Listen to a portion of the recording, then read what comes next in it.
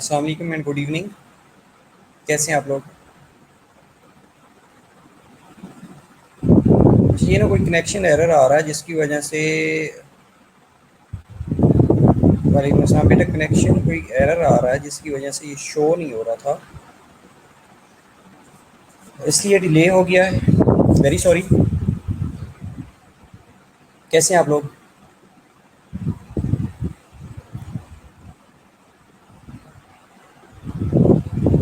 Okay well, तो last class में हम इन्फ्लेमेशन के बारे में डिस्कस कर रहे थे। हमने एक्यूट इन्फ्लेमेशन को डिस्कस किया था। आज हमने एक्यूट इन्फ्लेमेशन की outcome as well as chronic inflammation के बारे में डिस्कस करना है। राइट? आवाज़ आ रही है?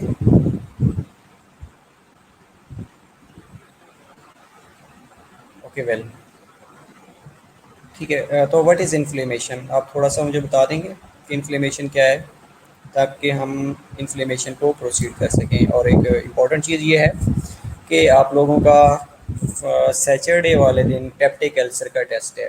राइट? तो पेप्टिक अल्सर को, ये पेप्टिक अल्सरेशन को याद कर लीजिएगा। सिर्फ एमसीक्यूज़ हैं, आपने अटैम्प्ट करने हैं, और जो टाइमिंग है उसकी वो 5:15 पे स्टार्ट हो जाएगा।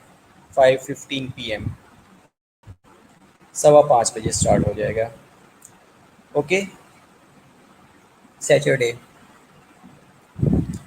ये डे आफ्टर टुमारो है। कल फ्राइडे है और नेक्स्ट सैटरडे है। Any objection regarding test, regarding quiz? No? Well, तो what is inflammation? What is inflammation? Inflammation क्या है, जल्दी बताएं, ताकि हम क्रोनिक इन्फ्लेमेशन भी आई डिस्कस करनी है और आउटकम ऑफ एक्यूट इन्फ्लेमेशन भी हमने डिस्कस करनी है। ओके, 6 बजे का टाइम कर देता हूँ, कोई इशू नहीं है। आप आपस में कोऑर्डिनेट कर लें, मैं अभी 6 बजे का टाइम कर देता हूँ। बाकी लोग किस टाइम मिलेंगे, आप मुझे ग्रुप पे एक टेक्स्ट लीव कर दीजिएगा और मैं उसके अकॉर्डिंग मैनेज कर लूँगा। आप क्लास के बाद आपस में डिस्कस कर लीजिएगा। डिस्कशन के बाद मुझे फाइनल बता दीजिएगा कि इस टाइम क्विज़ ऑनलाइन होना चाहिए, और इंशाल्लाह उस टाइम क्विज़ ऑनलाइन हो जाएगा। राइट? ओके, तो no one knows what is inflammation.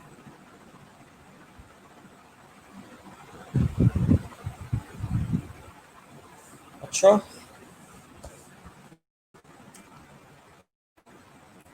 Inflammation होती क्यों है, ये बता दें। इन्फ्लेमेशन का कोई पर्पज़ होता है? ये बस ऐसे ही कहीं पे कोई इंजरी होती है तो इन्फ्लेमेशन हो जाती है? What do you think, what is inflammation?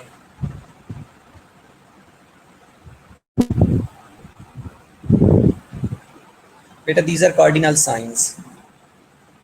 ये body response to an antigen includes, या tissue response to an antigen होता है। Basically tissue response to an injury होता है। इंजरी ऑफ द टिश्यू हो जाती है, लेकिन जो इंजरी ऑफ द टिश्यू का रिस्पॉन्स आ रहा होता है उसको इन्फ्लेमेशन कहा जाता है।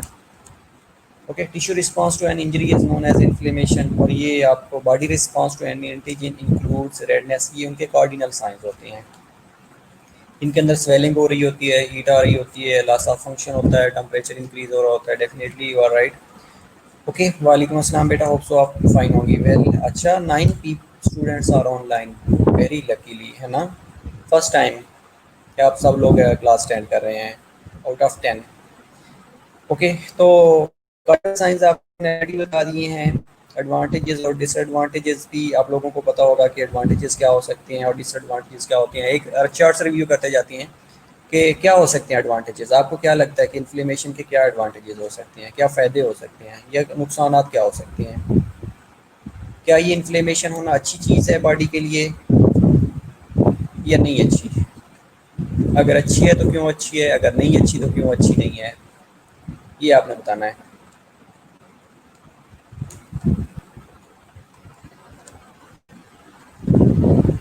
Make it fast, use your brains.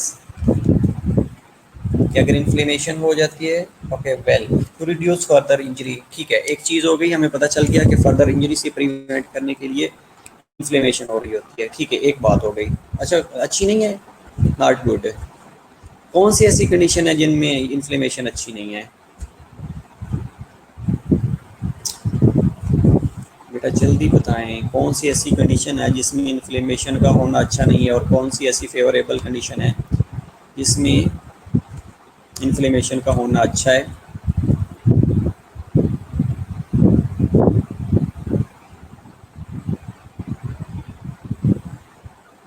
अच्छा, पता चलेगा तो पता सही।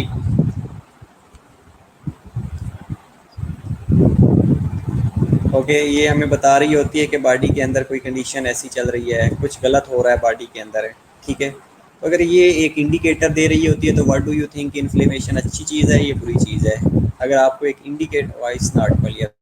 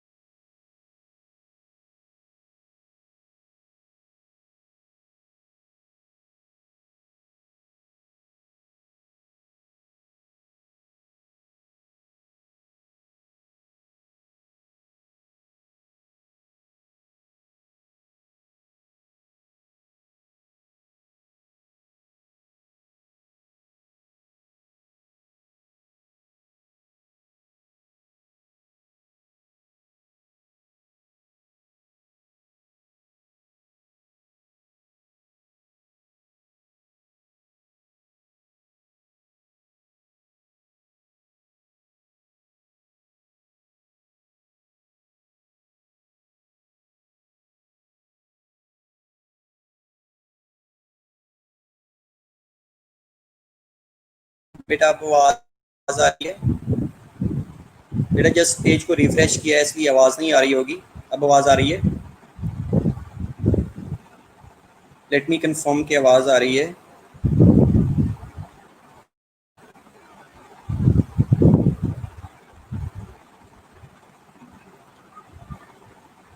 Okay okay, well well well well. अच्छा, हम बात कर रहे थे इन्फ्लेमेशन की। आप लोग बता रहे थे कि इंफॉर्मेशन दे रही होती है कि कुछ गलत जा रहा है बॉडी के अंदर, कुछ गलत हो रहा है। इसके अलावा कोई भी ऐसी कंडीशन होती है जो कि एक इंडिकेटर दे रही हो, तो डू यू थिंक कि क्या ये अच्छी चीज़ है, ये बुरी चीज़ है? बेटा हम लास्ट टाइम भी डिस्कस कर रहे थे कि इन्फ्लेमेशन बेनिफिशियल है फॉर ह्यूमन बॉडी, सिर्फ उस कंडीशन में हार्मफुल है जब ब्रेन की इन्फ्लेमेशन ना हो जाए। अगर ब्रेन की इन्फ्लेमेशन नहीं है, बाकी कंडीशन के अंदर ये फेवरेबल है। ये एक इंडिकेटर दे रही होती है कि बॉडी के अंदर कुछ गलत हो रहा है। वेल ठीक है। काजेज में हमने दो चीज़ें डिस्कस की थी, one was endogenous cause and other was exogenous cause. ये भी आप लोगों को पता है कि एक्सोजीनियस कोई आउटसाइडर हो सकता है, और अगर इनसाइडर है, बॉडी के अंदर कोई प्रॉब्लम की वजह से इन्फ्लेमेशन हो रही है, तो उसको एंडोजीनियस काज कहा जाता है, राइट। एक्यूट इन्फ्लेमेशन, जिसमें हमने कार्डिनल साइंस के बारे में डिस्कस किया था कि what are the cardinal signs, like febrile. अच्छा febrile, okay well, fever fever हो रहा होता है, डेफिनेटली एक इंडिकेटर मिल रहा होता है हमें। गुड, ठीक है। तो कार्डिनल साइंस हमने ऑलरेडी डिस्कस कर ली हैं कि रेडनेस होती है, स्वेलिंग होती है, हीट होती है, लॉस ऑफ फंक्शन होता है, और इसमें केमिकल मीडिएटर्स ऑफ इन्फ्लेमेशन भी हमने डिस्कस किए थे कि कौन कौन से केमिकल मीडिएटर्स हैं जो रिलीज़ हो रहे होती हैं, जिनमें इंपॉर्टेंटली इंटरल्यूकन्स हैं। इंटरल्यूकन 1 है, 2 है, 6 है, ट्यूमर न्यूक्लिएटिंग फैक्टर्स हैं, ये जाके ना थर्मोस्टेट को चेंज कर देते हैं। बॉडी के अंदर जो थर्मोस्टेट पड़ा होता है हाइपोथैलेमस के अंदर, उसका जो सेट पॉइंट होता है, टेम्परेचर सेट पॉइंट, उसको चेंज कर देते हैं। इसलिए बॉडी के अंदर फीवर होना शुरू हो जाता है। That is again A favourable condition for human body. उस फीवर में फर्दर इंजरी से प्रिवेंट किया जा रहा होता है। वेल, इसमें इफेक्ट भी हमने केमिकल मीडिएटर्स के डिस्कस कर लिए थे। वेस्कुलर रिस्पांस के बारे में हमने डिस्कस किया था, सेलुलर रिस्पांस के बारे में भी डिस्कस किया था, फेजेस के बारे में भी डिस्कस किया था। इसमें अगर कोई भी क्वेरी है तो यू कैन आस्क मी। और इसमें हमने 3 patterns of vascular permeability discuss किए थे, जिनके अंदर पहला जो पैटर्न था वो इमीडिएट ट्रांजिएंट रिस्पांस था, डिलेड प्रोलॉन्ग्ड रिस्पांस था, और इमीडिएट प्रोलॉन्ग्ड रिस्पांस था। ये 3 तरह के रिस्पांस हमने डिस्कस किए थे। सेलुलर रिस्पांस के अंदर हमने माइग्रेशन, इमिग्रेशन, फेगोसाइटोसिस, कीमोटैक्सिस, ये चीज़ें हमने डिस्कस की थी, राइट। मार्जिनेशन और एडिशन के बारे में डिस्कस किया था, इमिग्रेशन और कीमोटैक्सिस के बारे में डिस्कस किया था। अब कीमोटैक्सिस बेसिकली क्या है? बेसिकली ये कीमो अट्रैक्टेंट रिलीज होते हैं, ये लीकोसाइट्स को अट्रैक्ट करते हैं, और लीकोसाइट्स एक स्पेशल मूवमेंट के साथ जा रहे होते हैं, उसको कहा जाता है कीमोटैक्टिक मूवमेंट, और उस प्रोसेस को कीमोटैक्सिस कहा जाता है।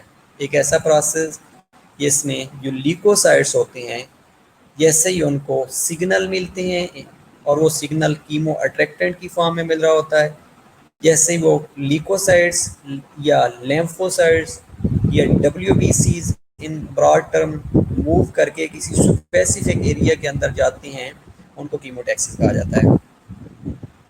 फेगोसाइटोसिस को हमने डिस्कस किया था कि ये इनगल्फिंग होती है, कि कोई भी बैक्टीरिया, सेल डेब्रीज, कोई पैथोजन, कोई भी चीज़ होती है, तो जब उसको इनगल्फ किया जा रहा होता है तो उस प्रोसेस को फेगोसाइटोसिस कहा जाता है। ये हमने एक प्रोसेस डिस्कस किया था जिसमें हमने ऑप्सोनाइजेशन के बारे में डिस्कस किया था कि कोई भी बैक्टीरिया होता है, उसने पहले आके रिसेप्टर के ऊपर बाइंड करना होता है, अटैचमेंट होती है, अटैचमेंट के बाद वैक्यूलाइजेशन होती है, वैक्यूलाइजेशन के बाद उसने इनसाइड द ऑप्सिनेंस रिसेप्टर्स के साथ बाइंड करने के बाद विद इन द सेल आना होता है, सेल आने के बाद उसकी इंट्रासेलुलर किलिंग हो जाती है। ये भी एक फेगोसाइटोसिस का प्रोसेस है। सिस्टेमिक मैनिफेस्टेशन हमने डिस्कस की थी, मेनली फीवर होता है एक्यूट फेज के अंदर, लीकोसाइटोसिस हो रही होती है, और at the later stage septic shock को भी लीड किया जा रहा होता है। इसमें इंडिकेटर्स जिसमें हमने सी रिएक्टिव प्रोटीन के बारे में डिस्कस किया था, ESR इंक्रीज हो जाती है, WBCs का लेवल इंक्रीज हो जाता है, बेजोफिल्स इंक्रीज हो जाती हैं, तो ये कई इंडिकेटर दे रहे होते हैं। इसके अलावा हमने ट्यूमर निक्रोटिंग फैक्टर्स और इंटरल्यूकन्स के बारे में डिस्कस किया था कि ये क्या करते हैं, ये जाके थर्मोस्टेट को चेंज कर देते हैं। थर्मोरेगुलेटरी सेंटर पड़ा होता है हाइपोथैलेमस के अंदर, जब उसका सेट पॉइंट चेंज हो जाता है तो वो टेम्परेचर को लीड कर रहा होता है, फीवर को लीड कर रहा होता है। वेल ओके, तो आज का लेक्चर हमारा आउटकम ऑफ एक्यूट इन्फ्लेमेशन है और क्रोनिक इन्फ्लेमेशन है। अगर इन्फ्लेमेशन हो गई है तो उसके क्या क्या आउटकम हो सकती हैं। पहली चीज़ तो ये है कि एट द एंड या तो उसकी कंप्लीट रेजोल्यूशन हो जाएगी, कंप्लीट जो इन्फ्लेमेशन हुई थी वो रिजॉल्व हो जाएगी।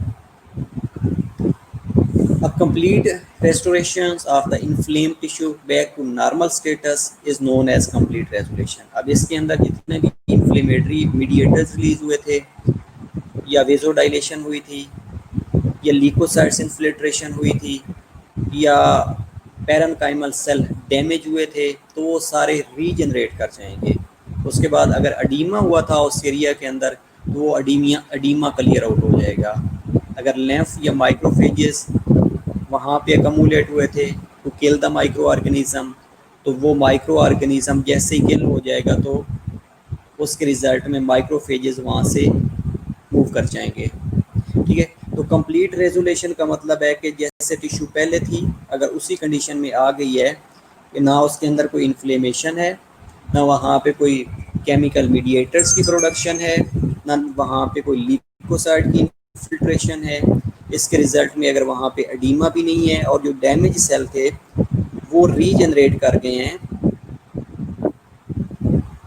तो उसको कहा जाता है कंप्लीट रेस्टोरेशन या complete resolution of acute inflammation. Okay, दूसरी कंडीशन होती है फिब्रोसिस या स्कार फॉर्मेशन। अब फिब्रोसिस या स्कारिंग के अंदर क्या होता है कि large amount of tissue destruction होती है, और जो टिश्यू होता है जैसे ही डिस्ट्रक्शन हो जाती है तो उसके अंदर इतनी एबिलिटी नहीं होती कि वो रीजनरेट कर सके। जब टिश्यू डिस्ट्रक्शन ज़्यादा होएगी तो टिश्यू हैज़ नो एबिलिटी या अनएबल टू रीजनरेट। जैसे ही उसके अंदर रीजनरेशन नहीं होएगी तो वो जो डैमेज एरिया था वो कन्वर्ट हो जाता है फिब्रोसिस के अंदर, नेक्रोटिक एरिया के अंदर कन्वर्ट हो जाता है, नेक्रोसिस होना शुरू हो जाती है। वहाँ पे बेसिकली क्या हो रहा होता है कि एक सकार बनना शुरू करते हैं, सकार बनना शुरू हो जाता है, और वो जो सकार होता है वो प्राइमरली क्लोजन से बना हुआ होता है, और बाद में ये जो सकार होता है इसके अंदर कोई स्पेशलाइज्ड स्ट्रक्चर्स नहीं होती, लाइक पैरेन्काइमा सेल नहीं होते, तो इसलिए इसके अंदर कोई फंक्शन नहीं होता, तो एक तरह की इम्पेयरमेंट होना शुरू हो जाती है।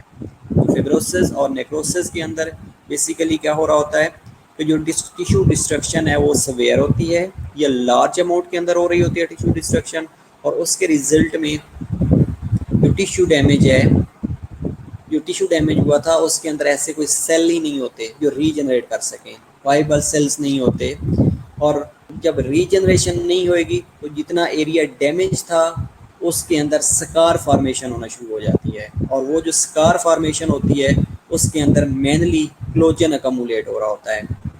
अब जैसे ही क्लोजन अकमुलेट होएगा, स्कार बनना शुरू हो जाएगा, तो उसके अंदर कोई स्पेशलाइज्ड स्ट्रक्चर्स नहीं रहेगी, लाइक पैरेन्काइमा सेल नहीं रहेंगे, इसलिए वो फंक्शनल नहीं होते, और दैट्स वाई उनके अंदर एक परमानेंटली इम्पेयरमेंट होना शुरू हो जाती है, उसको कहा जाता है फिब्रोसिस या स्कारिंग। दूसरी कंडीशन हो गई। अब जो तीसरी कंडीशन है इसके अंदर ये होता है कि एब्सिस फॉर्मेशन, पस का बन जाना। अब ये पस बेसिकली कैसे बनती है कि एक कैविटी के अंदर पस बनना शुरू हो जाती है। सर्टेन कंडीशंस आप लोगों ने सुना होगा कि पस पॉकेट बन गई है, डीप एब्सेस बनना शुरू हो गए हैं। अब ये एब्सेस या पस बनती बेसिकली कैसे है कि इसके अंदर ये होता है कि जैसे ही कहीं पे कोई इन्फेक्शन होता है, इन्फेक्शन होने के रिजल्ट में जो WBCs हैं वो माइग्रेट करते हैं, उस एरिया तक पहुंचते हैं, उस एरिया तक पहुंचने के बाद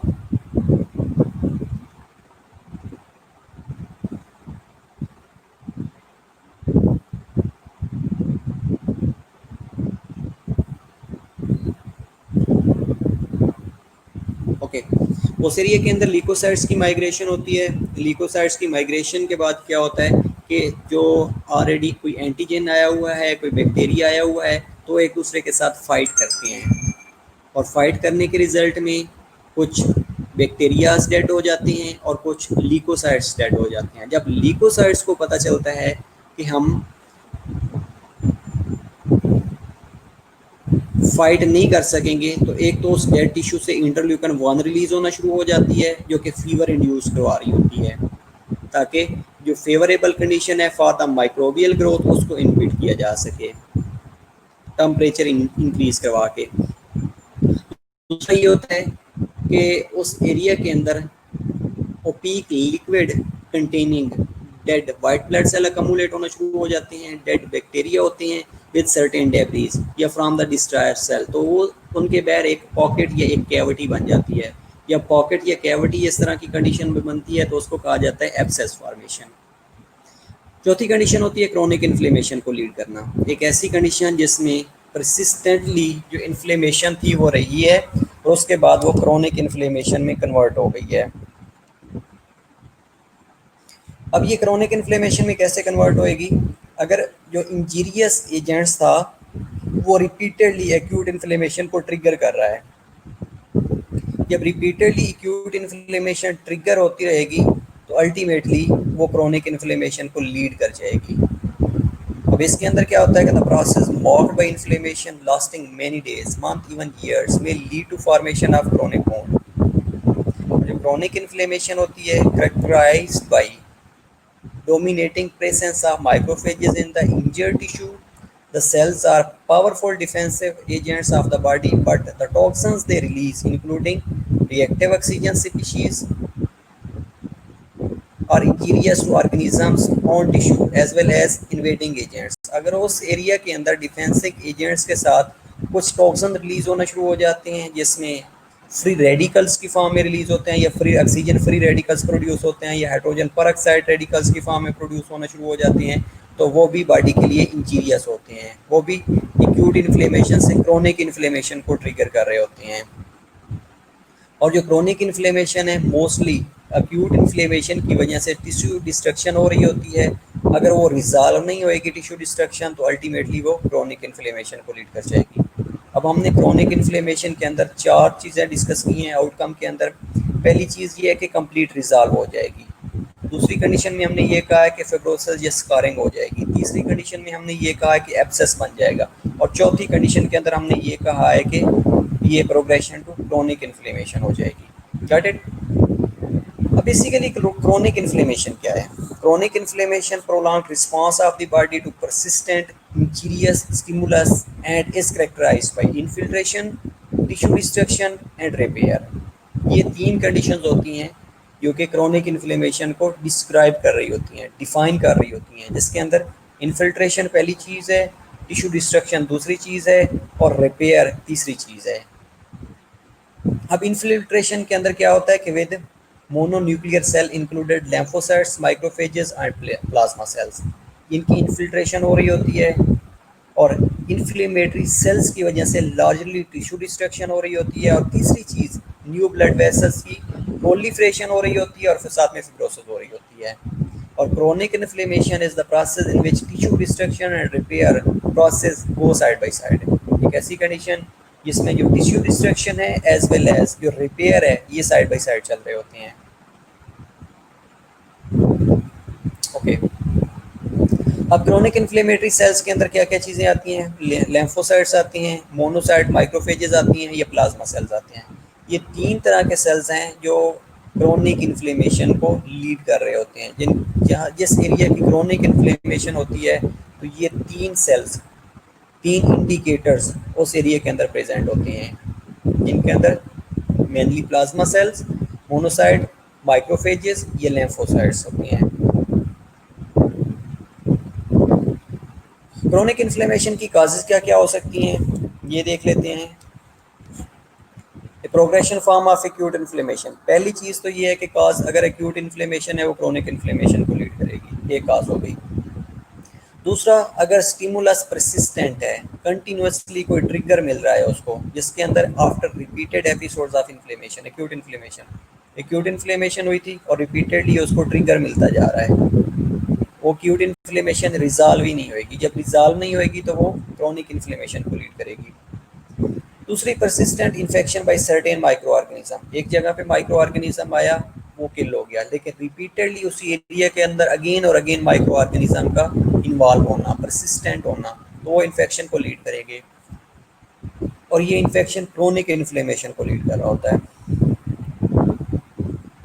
इसके अलावा चौथी चीज़ ये है कि prolonged exposure to potentially toxic agent. अब टॉक्सिक एजेंट में कोई इंडोजीनियस एजेंट्स हो सकता है, कोई एक्सोजीनियस एजेंट्स हो सकता है, तो रिपीटेडली उसका एक्सपोजर प्रोलॉन्ग्ड पीरियड के लिए है, तो ये भी क्रोनिक इन्फ्लेमेशन को लीड कर रहा होता है।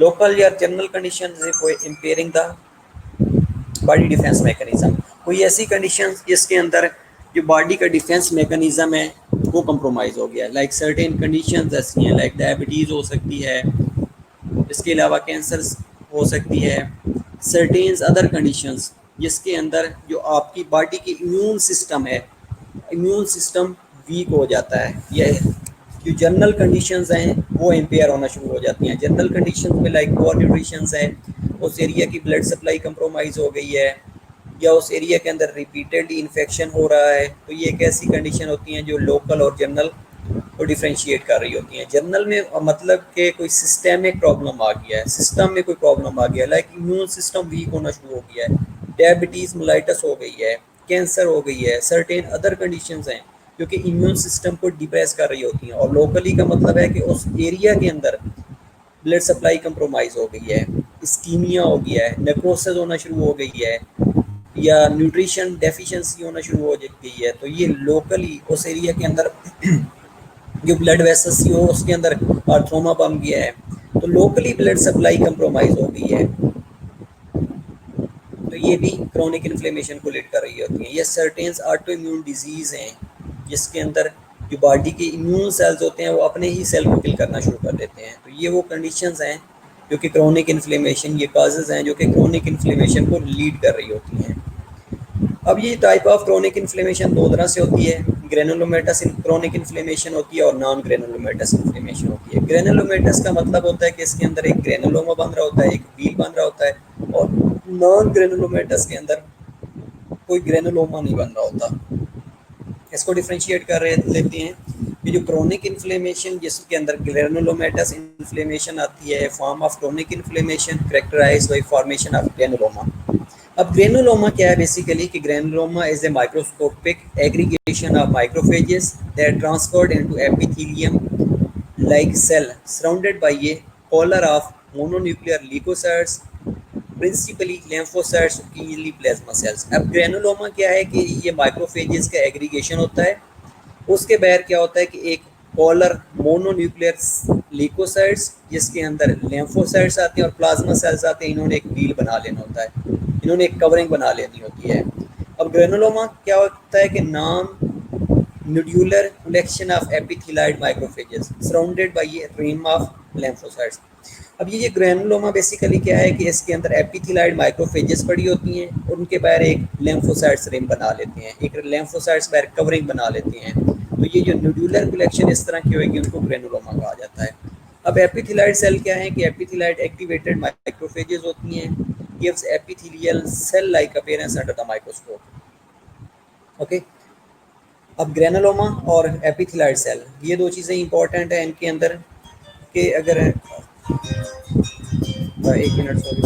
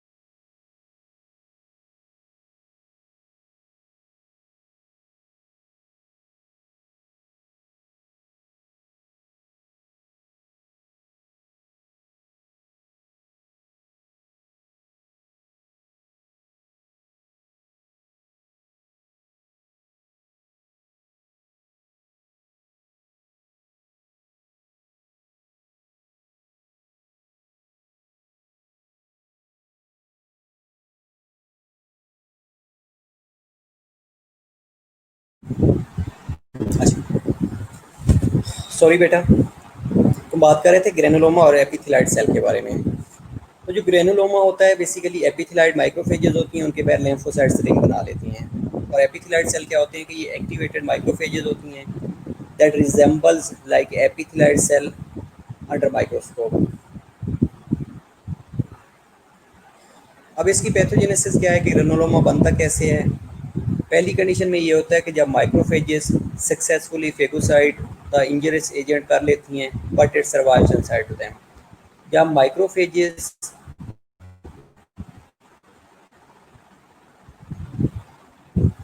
इंजीरियस एजेंट को सक्सेसफुली फेगोसाइट कर लेती हैं but it survives inside of them, उसके अंदर ये सर्वाइव करना शुरू कर देती हैं।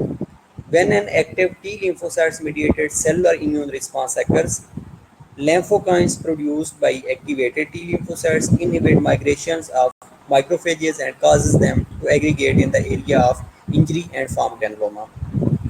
अब देखिए जो सेल मीडिएटेड इम्यूनिटी होती है ना वो mostly T cell mediated immunity होती है, और जो एंटीबॉडी मीडिएटेड इम्यूनिटी होती है वो बी सेल मीडिएटेड इम्यूनिटी होती है, बी लिम्फोसाइट्स इंड्यूस्ड होती है।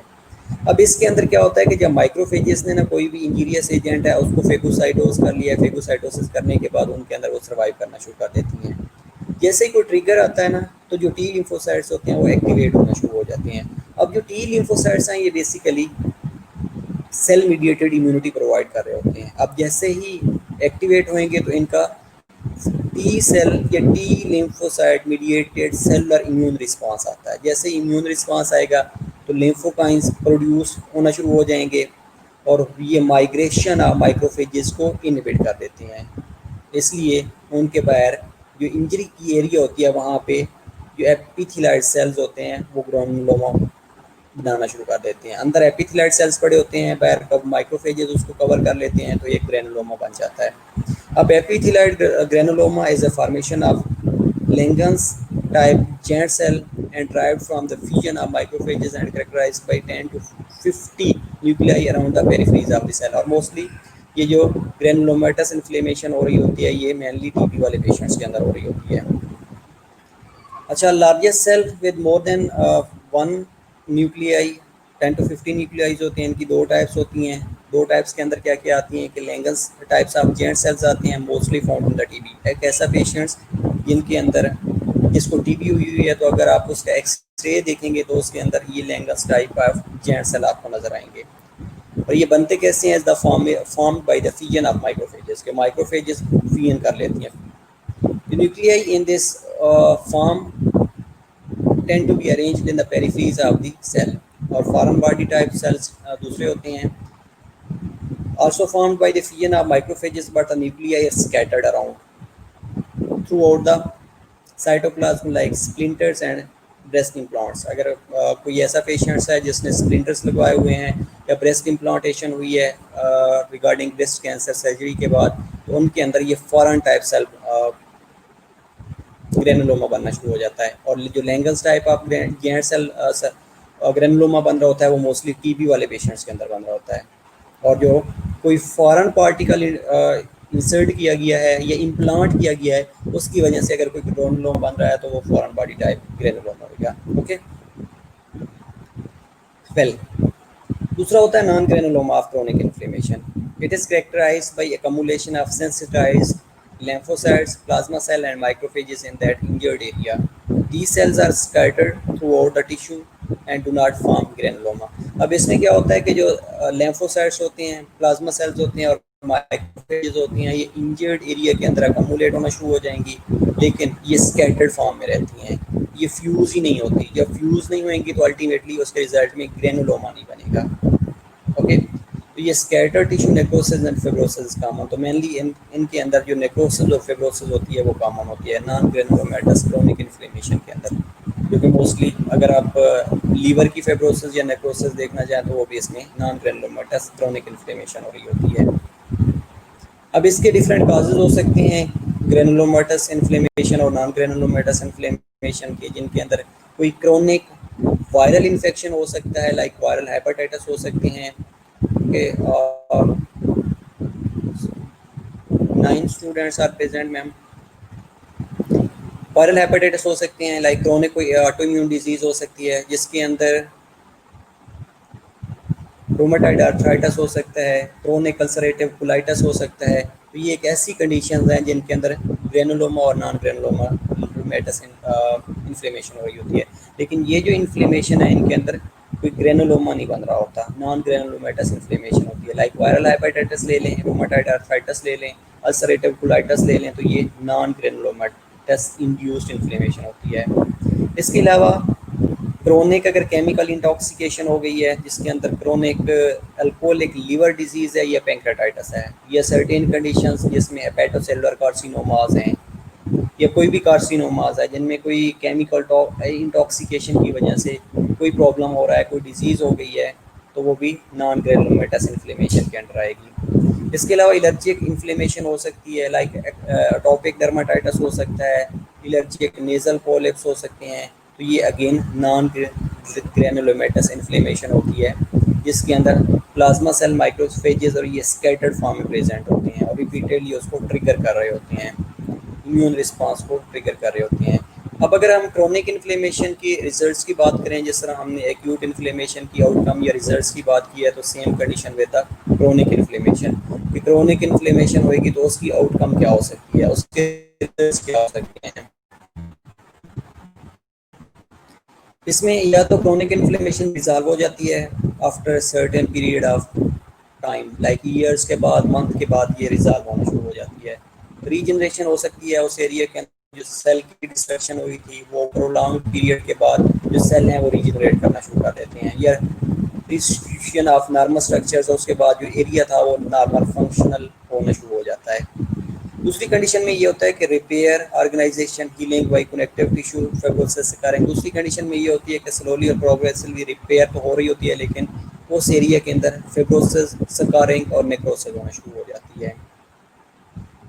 इसके अलावा तीसरी कंडीशन में it can continue indefinitely, some diseases process are capable of continuing indefinitely such as rheumatoid arthritis है। तो ये कंटिन्यूसली प्रोलॉन्ग पीरियड के लिए या रिमेनिंग लाइफ के लिए ये इन्फ्लेमेटरी प्रोसेस चलता रहता है। जैसे रोमेटॉइड आर्थराइटिस है, ये सर्टेन अदर इन्फ्लेमेटरी कंडीशंस हैं जो कि प्रोलॉन्ग पीरियड के लिए चलती रहती हैं। अब मेनली ये slides is very very important कि इसमें जो एक्यूट इन्फ्लेमेशन है और क्रोनिक इन्फ्लेमेशन है, इसका डिफरेंस दिया हुआ है कि एक्यूट इन्फ्लेमेशन में क्या हो रहा होता है और क्रोनिक इन्फ्लेमेशन के अंदर क्या हो रहा होता है। एक तो इसको ड्यूरेशन के बेस पे डिफरेंशिएट किया गया है, दूसरा इसके ऑनसेट के ऊपर डिफरेंशिएट किया गया है, तीसरी कंडीशन इनके अंदर इन्फ्लेमेटरी जो सेल्स होते हैं उनकी बेस पे डिफरेंशिएट किया गया है, चौथी वेस्कुलर चेंजेस के अंदर कि वेसल्स के अंदर क्या क्या चेंजेस आ रही होती हैं, पांचवी जो चीज़ है कि फ्लूइड एक्सुडेशन और एडिमा क्या दोनों के अंदर होता है या नहीं होता। इसके अलावा कार्डिनल साइंस किसके अंदर प्रेजेंट होते हैं, फिब्रोसिस नेक्रोसिस किन अंदर होती है, और सिस्टेमिक मैनिफेस्टेशन किसके अंदर हो रही होती हैं। ओके, तो पहली बात करते हैं हम ड्यूरेशन के बारे में। एक्यूट इन्फ्लेमेशन है, डेफिनेटली उसका duration very short period of time के लिए होता है, इवन के डेज होता है, मंथ होता है। और जो क्रोनिक इन्फ्लेमेशन है वो लॉन्ग पीरियड के लिए चलती रहती है, वीक टू मंथ चलती है, इवन के मंथ टू ईयर तक ही चलती रहती है क्रोनिक इन्फ्लेमेशन की बात करें। दूसरी, अगर हम इसके ऑनसेट की बात करें तो जो एक्यूट इन्फ्लेमेशन होती है उसका जो ऑनसेट होता है वो एक्यूट होता है।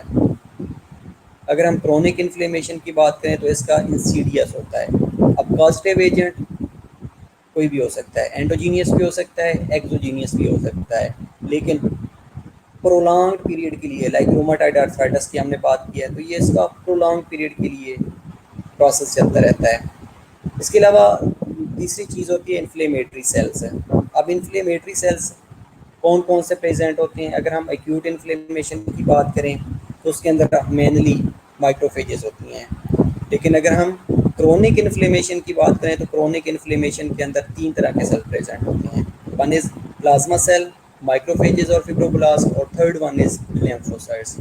तो क्रोनिक इन्फ्लेमेशन की अगर हम बात करें तो उसके अंदर इन्फ्लेमेटरी सेल्स, ये क्वेश्चन भी पूछा जा सकता है कि which cells are present in the chronic inflammation. तो mainly your answer will be plasma cells, macrophages and fibroblast और लिम्फोसाइट्स, ये क्रोनिक इन्फ्लेमेशन के अंदर प्रेजेंट होते हैं। इसके अलावा अगर हम वेस्कुलर चेंजेस की बात करें, वेसल्स के अंदर जो चेंजेस आ रही होती हैं, अगर हम वेसल के डायमीटर की बात करें तो जो एक्यूट इन्फ्लेमेशन होती है उनके अंदर एक्टिव वेजोडाइलेशन हो रही होती है, और उसके साथ जो परमिबिलिटी है वो बढ़ना शुरू हो जाती है। इसलिए जब एक्टिव वेजोडाइलेशन होगी, परमिबिलिटी बढ़ेगी, तो उसके रिजल्ट में एडिमा होना शुरू हो जाएगा। एक बात ये आप याद रखिएगा कि वेस्कुलर चेंजेस के अंदर जब एक्टिव वेजोडाइलेशन होएगी और साथ में इन्फ्लेमेटरी मीडिएटर्स रिलीज होते हैं, तो ये इन्फ्लेमेटरी मीडिएटर्स क्या करते हैं कि परमिबिलिटी को बढ़ा देते हैं। जब वेस्कुलर परमिबिलिटी बढ़ती है तो फ्लूइड लीक आउट होकर इंटरस्टिशियल स्पेस के अंदर जाना शुरू कर देता है। जैसे इंटरस्टिशियल स्पेस के अंदर जाएगा तो वहाँ पे ये अकमुलेट होना शुरू हो जाता है, उस कंडीशन को एडीमा कहा जाता है, ये इन्फ्लेमेटरी एक्सुडेशन भी कहा जाता है। तो ये वेस्कुलर चेंजेस एक्यूट इन्फ्लेमेशन के अंदर प्रेजेंट होती हैं। दूसरी, अगर हम क्रोनिक इन्फ्लेमेशन की बात करें तो क्रोनिक इन्फ्लेमेशन के अंदर एंजियोजेनेसिस हो रही होती है, न्यू ब्लड वेसल्स बन रही होती हैं, क्योंकि जो क्रोनिक इन्फ्लेमेशन होती है उसके अंदर टिश्यू डिस्ट्रक्शन वेस्ट एरिया के लिए होती है, large amount of tissue are destroyed, तो इसलिए वहाँ पे न्यू ब्लड वेसल्स प्रोड्यूस हो रही होती हैं, जिसको एंजियोजेनेसिस कहा जाता है। इसके अलावा वहाँ पे ग्रेनुलेशन टिश्यू की फॉर्मेशन हो रही होती है, लेकिन अगर हम एक्यूट इन्फ्लेमेशन की बात करें तो वहाँ पे ग्रेनुलेशन टिश्यू बनती नहीं है। अब ग्रेनुलेशन टिश्यू इसलिए बन रही होती है कि वहाँ के जो टिश्यू होती हैं उसने रीजनरेट करना होता है, तो रीजनरेशन हो रही होती है। पांचवी चीज़ है कि फ्लूइड एक्सुडेशन होती है, एडीमा बनता है या नहीं बनता। जो एक्यूट इन्फ्लेमेशन होती है इसके अंदर ऑलवेज फ्लूइड एक्सुडेशन होती है, इन्फ्लेमेटरी एक्सुडेशन हो रही होती है। एडीमा फॉर्मेशन हो रही होती है। लेकिन अगर हम क्रोनिक इन्फ्लेमेशन की बात करें तो क्रोनिक इन्फ्लेमेशन के अंदर एडीमा रिजॉल्व हो चुका होता है। इसके अलावा कार्डिनल साइंस की बात करें तो कार्डिनल साइंस जो होते हैं ये एक्यूट इन्फ्लेमेशन के अंदर प्रेजेंट होते हैं, जो कि हमने डिस्कस भी किया है कि एक्यूट इन्फ्लेमेशन के अंदर कार्डिनल साइंस प्रेजेंट होते हैं। लेकिन अगर हम क्रोनिक इन्फ्लेमेशन की बात करें, चाहे वो ग्रेनुलोमेटस इन्फ्लेमेशन है या नॉन ग्रेनुलोमेटस है, तो उसके अंदर कार्डिनल साइंस प्रेजेंट नहीं होते। लेकिन सर्टेन कंडीशंस लाइक फीवर की कंडीशन है तो वो एक इंडिकेटर्स दे रहे होते हैं कि बॉडी के अंदर कोई प्रॉब्लमेटिक कंडीशंस हैं, बॉडी के अंदर कोई डिजीज़ प्रोसेस चल रहा है, जो कि एक इंडिकेटर होता है। इसके अलावा फेब्रोसिस की अगर बात करें तो जो एक्यूट इन्फ्लेमेशन है इसका शॉर्ट पीरियड के लिए होती है, रिजॉल्व हो जाती है और उस एरिया के अंदर कोई फेब्रोसिस होने के चांसेस नहीं होते। लेकिन अगर हम क्रोनिक इन्फ्लेमेशन की बात करें तो क्रोनिक इन्फ्लेमेशन के अंदर मेनली फेब्रोसिस, नेक्रोसिस और स्कार फॉर्मेशन होती है। इसी तरह अगर सिस्टेमिक की बात करें तो उसके अंदर फीवर मोस्टली हाई हो रहा होता है।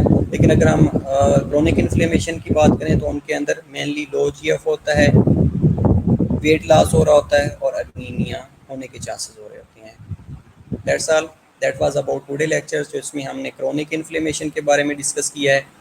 इसके अलावा हमने आउटकम ऑफ एक्यूट इन्फ्लेमेशन के बारे में डिस्कस किया है।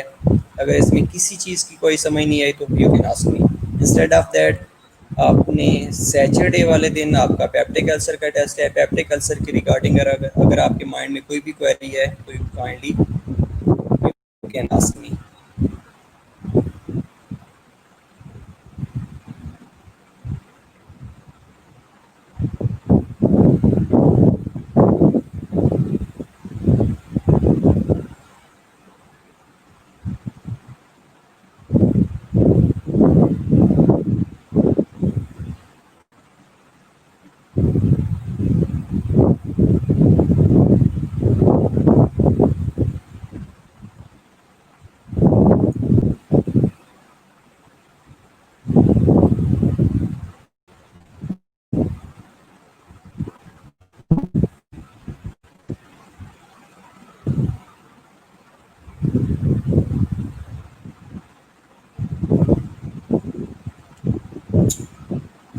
Okay, well, be ready for your quiz on Saturday at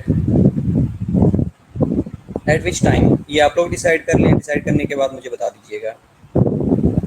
okay, see you इंशाल्लाह in next lectures. Bye bye.